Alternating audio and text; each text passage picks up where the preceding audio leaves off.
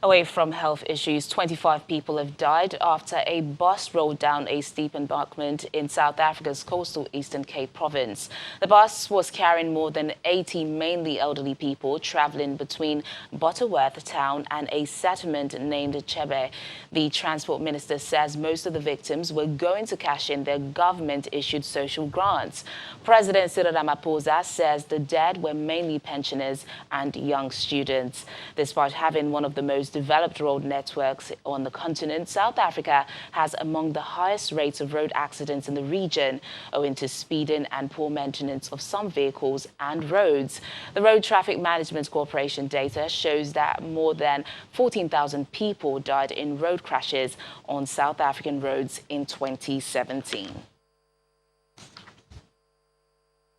Joining us to speak on this is our South African Bureau Chief, Betty Dibia.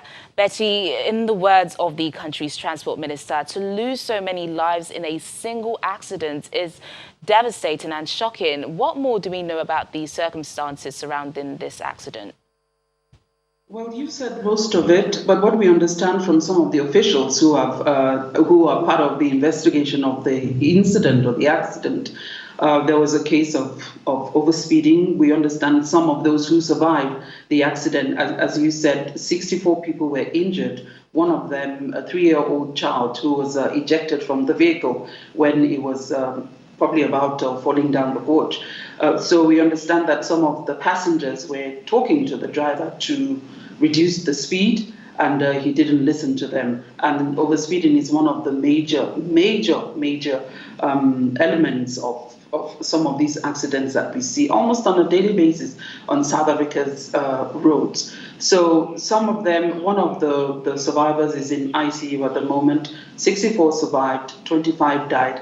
And to think that that bus is a 64-seater, so you have more than 80 people, almost 90 people. So overloading is another thing, and these people, mostly pensioners and children, because in South Africa, the SASSA program, the social grant program, covers children and the elderly as well. So they, at the end of the month, they must have been going to get their grants or returning from that when this happened.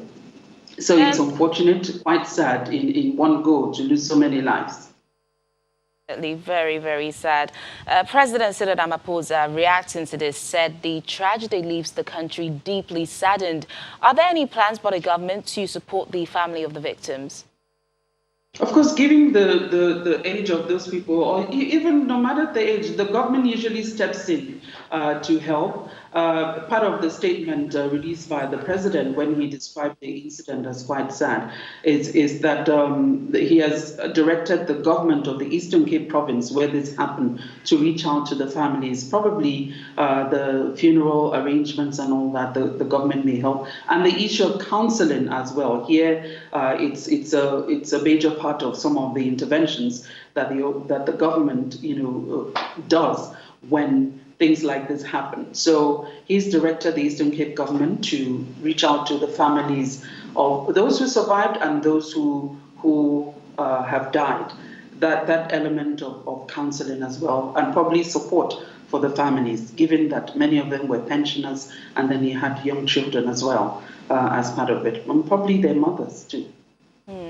But despite having one of the most developed road networks on the continent, South Africa has among the highest rates of road accidents in the region. You mentioned overspeeding as being one of the reasons why. But what is the government doing to change the narrative? Government can only do, but government, you have massive campaign rollouts all the time. During festive seasons, during regular time of the year, there's the Arrive Alive, that's just one of them. Even the minister himself, Fikile Mbalula, and past ministers, when it's time for heavy traffic on the roads, they go out themselves, reaching out to people, checking people, roadworthiness, enlightening people about overspeeding, because in the country, you have rest stops. If you're tired, please stop.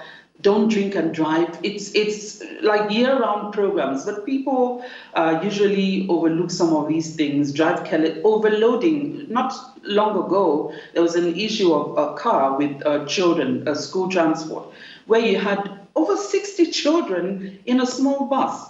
So it's a major problem here. As I said, in this incident, you had 25 people dead and 64 people injured in a 65-seater bus. That shows you what usually goes on. Overloading is a problem, overspeeding is a problem, road rage is a problem, drunk driving is a problem, and then the issue of roadworthiness as well. But I know that you have the Transport Management Agency, the metros in every city, every major city, every part of the country, telling people about overspeeding, about reducing the speed, about stopping actually to rest.